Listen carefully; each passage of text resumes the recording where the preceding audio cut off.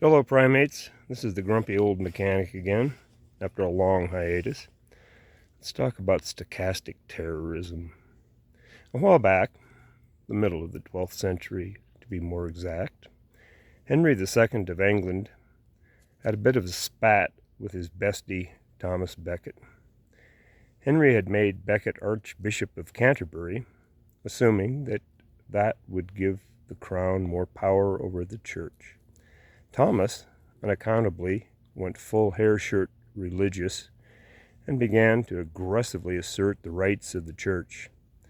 There followed a Byzantine series of decrees, excommunications, and such that didn't cover either party with glory. Henry eventually became so exasperated that he got up at a Christmas feast in France and committed an act of stochastic terrorism. According to one source, he said, "Will no one rid me of this meddlesome priest?" More likely, he said something like, "What miserable drones and traitors have I nurtured and promoted in my household, who let their lord be treated with such shameful contempt by a lowly born cleric." 4 knights got up, crossed the channel, traveled to Canterbury, and turned Thomas into a wholly blissful martyr. The ignorant, superstitious, and benighted people of the Dark Ages were so outraged by this that the king ended up doing penance. It's possible he was even somewhat remorseful. He walked barefoot in sackcloth and ashes through the streets of Canterbury, somehow not dying of tetanus, and was given about 300 strokes with rods by the monks and bishops of the cathedral. The parallels with the stochastic terrorism coming from Henry, with the stochastic terrorism coming from the very stable genius, were so obvious that even some millionaire journalists briefly noticed before going on to more important things. Harris's level of blackness or something.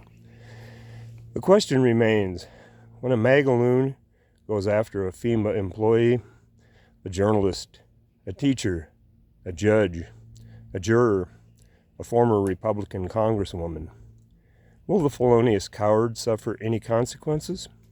The answer is, of course, no. First of all, he's rich, and the rich only suffer punishment when they harm other rich people. Those in power are terrified of him. What will happen to them if he is reelected? Prosecutors are so devoted to the institutions that they head that they will happily let them be destroyed.